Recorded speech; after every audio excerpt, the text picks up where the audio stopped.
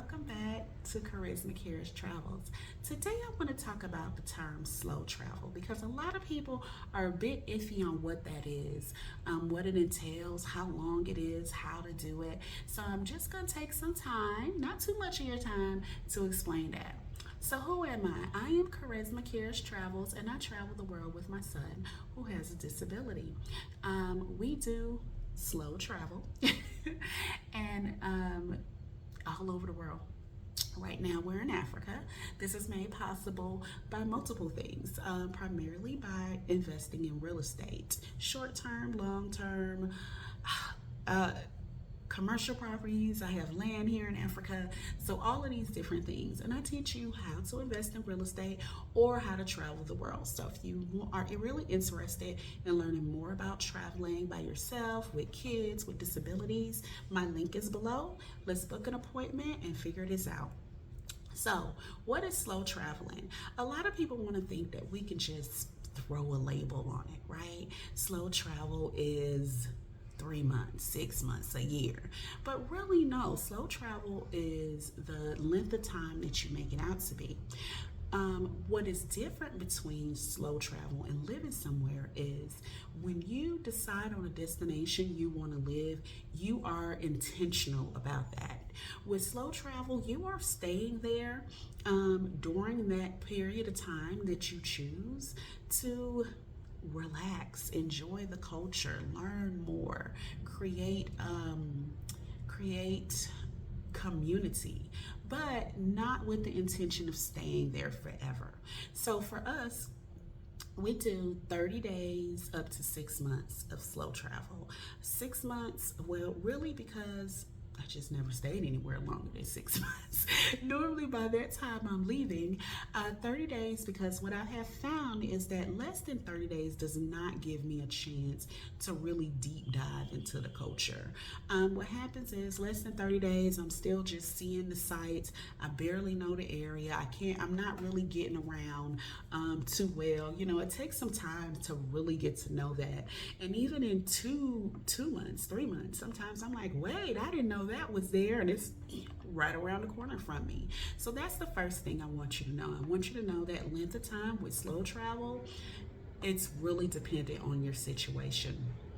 The second thing, I want to let you know why slow travel. Slow travel gives you an opportunity to create community. You get to actually learn people. You get to learn about the surroundings. You meet other expats.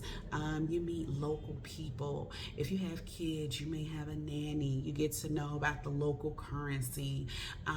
You don't have to run and do everything there is to offer in that country or that city because you have some time. You know you're going to be there for at least a month. When we go and we travel for a week, it's like boom, boom, boom, boom, boom. We need to get it all done. We need to hit all the highlights. But when you're slow traveling, you may be working. You may be a digital nomad. You may be working, doing what you need to do. You may be taking care of the kids, all of those type of things. So that is one of the reasons why you may want to slow travel. The third thing is you may not have a home base or a home that you go to. For us, we could say our home base in Atlanta, but we no longer actually have our own house in Atlanta. Did I say that? Yeah, so we travel along. You know, when we go home, we live with my mom. So we kind of travel along and do our own thing. And for that reason, we enjoy what we do. We don't have to run back and get home for A, B, C, or D. Everything that we have is rented out and making us money in the meantime, which is actually funding the luxury of our travels. What some people do is they actually rent out their home while they're gone, and then when they get home, they just live in it. So that's an option as well. That's the beauty of when you're living abroad. The other thing that I wanted to mention is that it allows you to have freedom. You know, it's something about buying one-way tickets, not buying a return flight, not buying a flight going forward. Now, there are tricks to this because when you get to the airport, they are going to ask you about your returning flight or your next flight. So there are tricks to this, and we could talk about that if you decide you want to book an appointment. But there's some freedom with being able to just book a flight one way and saying, when I'm ready to go, I will go. If I'm not ready to go, I will be here. It brings a whole new level of freedom. You don't feel like you're rushed. Unfortunately, in America, they give us 2 weeks of vacation time. 2 weeks. They're like 52 weeks in a year. And out of 52 weeks, we get 2. Really think about that. We're one of the very few countries that gets 2 weeks of vacation. That's why everybody looks at us like we're crazy. The Chinese, the Europeans, the Canadians, they get a month or 2. So they get to go to different countries and experience different things. I think some places they get 3 months, but we get 14 days. Really, they give us 10 days off. 10 days out of 365 of them. I know, let that sink in. I'm sorry. I apologize.